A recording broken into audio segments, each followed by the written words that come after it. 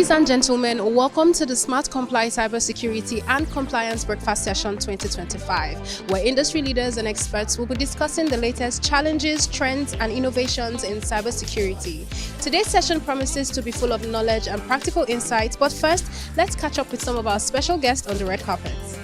I think AI has come to stay. In everything we do today, we see the impact of AI. So we've all seen news articles about how AI-powered attacks have brought down multiple industries, ranging from financial to consumer, even up to healthcare. So it just makes sense. It's not about just moving the cheap. We all know that the whole world is going digital, and as we move online, it's really important for companies, for organizations to ensure that they put in place measures to prevent cyber-related issues, which is very common. And it's all that these guys are always ahead because people have seen what we have put in place before trying to strike. But the most important thing is that if you have put in place enough measures to prevent any attack, even if there was any attack, the effect on you will be very minimal. And that is why it's really important for organizations to put in place measures. Yeah, basically, as a digital banking platform, we need tools that helps us monitor transactions and helps avoid fraud. And basically, those tools are more like AI included in our APIs that helps us basically detect frauds. That way, we're able to also reduce losses and make profits. I think Smartcomply is an amazing tool. And the reason why I say this is because they're thinking about cybersecurity end to end. So many kinds of threats, right? It could be as simple as, a backdoor being left open by an employee, right?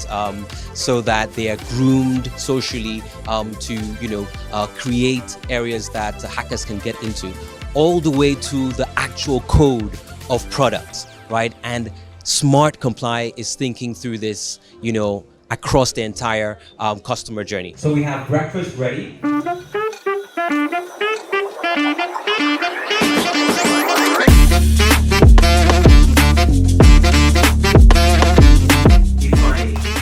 The Commissioner of Police and Director of the National Police Force National Cybercrime Center. You're welcome, sir. Of course, yes. I believe AI is going to do a lot to shape how businesses are being done. But apart from that, taking it from the angle of investigation, we'll notice that a lot of cyber criminals are using AI-generated tools, to commit cybercrime and other forms of crime.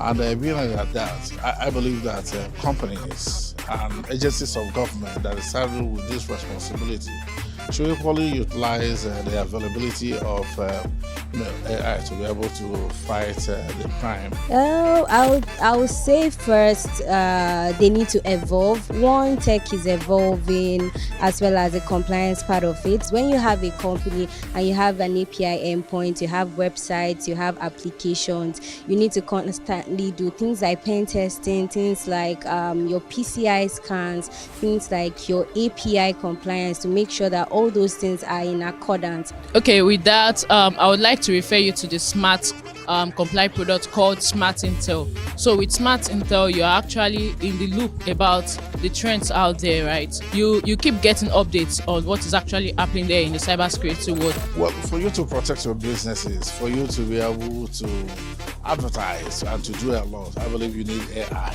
And of course, if you decide not to invest in AI, what comes up, you should enjoy it.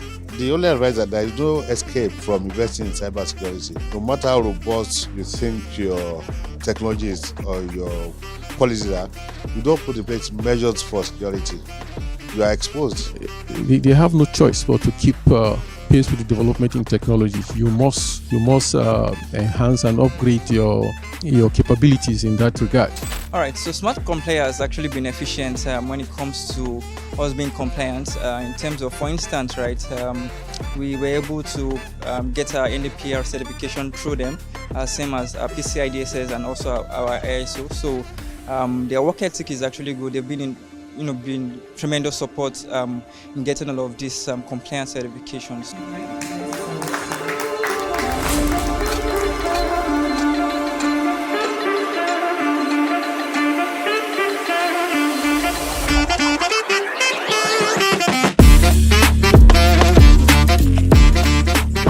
Sade Pinheiro and I work for CyberSoc. My key takeaways today is we need to help the private sector and we need to as well educate our users more than enforcing all these companies on what they need to implement, on what they need to do. Hi, I'm Zahir Yusuf. I'm the Regional Pre-Sales Manager for CyberSoc Africa. One of the key takeaways, or some of the key takeaways from today's event was collaboration. So we at CyberSoc, we work very closely with the NPF, so the National Prosecuting or the National Police of Nigeria, in order to track down these criminals and bring them to justice. So my name is David Adeleke, CEO of Z Africa. Working with Smartcomply has actually been very progressive, right? My major takeaway from today's event is the fact that we were able to dissect the need for collaboration, and we're able to make some actionable steps towards seeing how collaboration can be fostered right from the private sector to the public sector to the regulators and across all the ecosystem at large.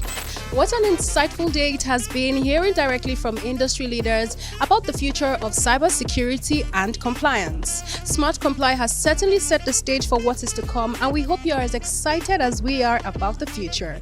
Until next time, this is Chris signing off.